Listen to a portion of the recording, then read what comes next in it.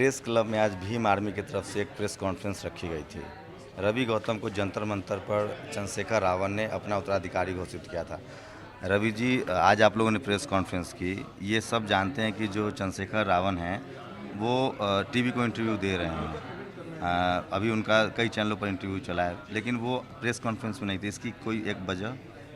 देखिए, जंतर मंतर पर हमारे वकील साहब मौजूद हैं। हमने यहाँ वहाँ पर ये कहा कि इस पूरे बाहर से भिन्न भिन्न संगठनों से आए लोगों के सामने हम अपनी सिलेंडरिंग अरेस्ट होना चाहते हैं, लेकिन वहाँ से कोई पहल बढ़ के नहीं आई।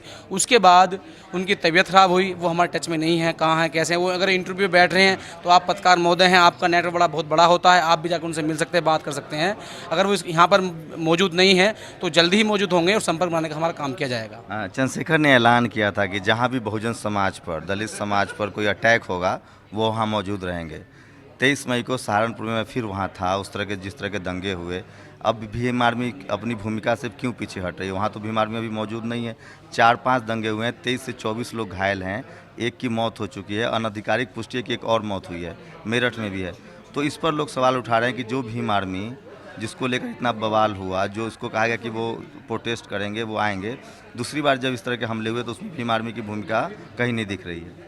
देखिए, जो 23 तारीख को सहारनपुर में हुआ, वहाँ उस समय भीम आर्मी के लोग मौजूद नहीं थे, ना पदाधिकारी, ना कार्यकर्ता, ना समर्थन। लेकिन उसके बाद जो वहाँ पर हो चुका था, वहाँ सब लोग, चाहे पदाधिकारी हों या कार्यकर्ता हों, सब सावधानिक तरीके से देश के हित के लिए वहाँ पर लगे हुए हैं, शांति बनाए हुए हैं। जो लोग घायल हुए हैं उनको अस्पताल पहुँचाया जा रहा है और मुकदमे भी कराए जा रहे हैं। तो ऐसा नहीं है, हम सब लोग इस बहुजन समाज का हिस्सा हैं, देश का हिस्सा। हमारा भी दायित्व बनता है कि हम भी बढ़ चढ़कर वहाँ सहायता की गुहार करें और वहाँ चलकर उनका सहयोग करें। अगर चंद्रशेखर भाई नहीं हैं तो वो भी एक पहेली कह सकते हैं। उनकी तबीयत ख़राब है, पता नहीं पुलिस ने कहाँ उठा लिया, क्या कर लिया है, ये हमें समझ में नहीं आ रहा है। लेकिन हम लोग लगे हुए हैं, मैं खुद लगा हुआ हूँ। भीम आर्मी के नाम से 40 से के करीब लोगों की गिरफ्तारी हुई है, जो युवा हैं, कॉलेज में पढ़ते हैं, 18 साल के उम्र के लोग हैं। उसके लिए आप लोग की क्या स्ट्रेटजी है? क्या कोई लीगल मदद करने जा रहे हैं आप उन लोगों की? क्योंकि इस तरह के आरोप लग रहे हैं कि आप लोग दिल्ली में बैठे हुए हैं, आप जंतर मंतर पर प्रोटेस्ट कर रहे हैं, आप प्रेस क्लब में आके प्रेस कॉन्फ्रेंस कर रहे हैं। यहाँ तक लोग कह रहे हैं कि आप लोग चेहरा तो चमका रहे हैं, लेकिन जो ग्राउंड पर जो बच्चे गिरफ्तार हैं उनकी कोई सूद नहीं ले रहा है। देखिए, जो आपने सुना है, हो सकता है आप सही कह रहा हूँ, लेकिन हमारे शब्दों में सही नहीं है।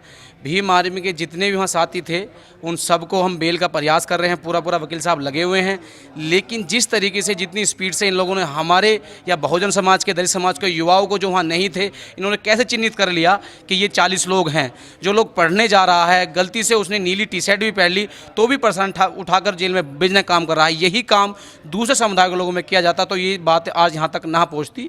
और जो लोग उसमें हैं, हो सकता है कि वो लोग उस समय हों, हो सकता है वो ना हो। तो ये तो जबरन 40 लोग की संख्या बढ़ाते जा रहे हैं। पता नहीं रवि, इस सवाल को आप कंफर्टेबली लेंगे कि नहीं लेंगे। मेरी चंद्रशेखर से बात हुई थी जंतर पर, उन्होंने कहा था कि मीडिया ने मुझे नक्सलियों से जोड़ा।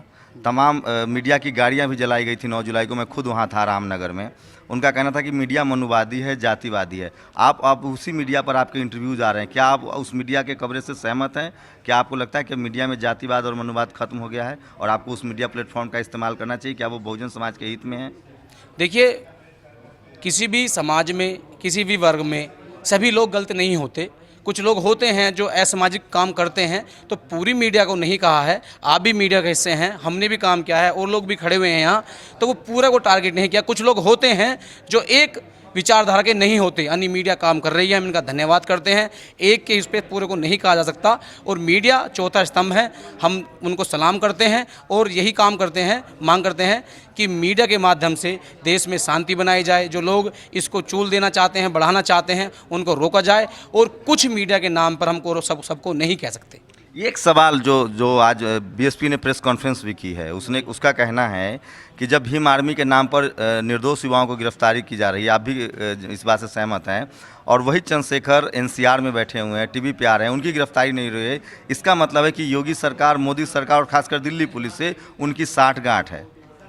देखिए, ये तो सरकार का फेलियर है कि जब आपने उनको दोषी बना दिया है, नक्सली बना दिया है, आतंकवादी बना दिया है, तो आप उनको अरेस्ट करें। जब आपको दिखाया था कि टारगेट वो लोग हैं, लेकिन वो ऐसे नहीं है, फर्जी मुकदमे लगाए जा रहे हैं। और जो लोग पढ़ने जा रहे हैं, ऐसा नहीं है वो दलित समाज से हो, बहुजन समाज से हो, और समाज से हो सकते हैं, उनका आप उठा उठा कर बंद कर रहे हैं। शेखर की गिरफ्तारी नहीं हो रही है, या वो खुद कह रहे थे कि मैं सरेंडर करूंगा, वो भी नहीं हुई। जंतर मंतर पर सबके सामने आए, हजारों लोग थे।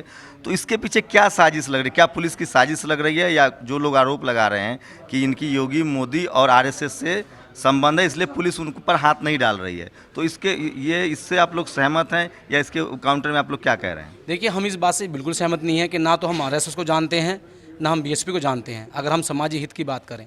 और रही बात जो शेखर भाई ने वहाँ कहा भी था कि आओ मुझे अरेस्ट कर लो, दिल्ली पुलिस भी वहाँ मौजूद थी, यूपी के कुछ लोग सिविल में आए हुए थे, उन्होंने ये नहीं किया। फिर वकील साहब हमारे वहाँ गए थे कोर्ट में भी, वहाँ भी जज साहब खड़े हो गए थे, उन्होंने कहा कि वो नहीं हो सकता आज, और बुध का टाइम दिया था, वो भी नहीं हो पाया। और कल जो इंटरव्यू आया है भाई का, उनकी तबीयत ख़राब है, जल्द से जल्द वो सरेंडर करेंगे। लेकिन हमारा किसी पार्टी से, किसी अन्य संगठन से जो देश के हित में ना हो, हमारा कोई लेना देना नहीं है। एक आखिरी सवाल, अगर इस तरह से सहारनपुर जलता रहा, जिस तरह से लगातार दलितों पर हमले होते रहे, मैं 23 तारीख को वहाँ था, 4 जगह हमले हुए हैं, भीम आर्मी की आगे की रणनीति क्या होगी अगर इस तरह के हमले अगर नहीं रुके तो, जो जातीय हमले हैं? देखिए, शांति की हम अपील कर रहे हैं, और कुछ असामाजिक तत्व अगर नहीं अरेस्ट होते हैं तो ये सीधा सीधा राज्य सरकार और केंद्र सरकार का फेलियर कहा जाएगा। उसके बाद हम न्यायालय, माननीय उच्च न्यायालय में भी जाएंगे और यूएन में भी जाएंगे।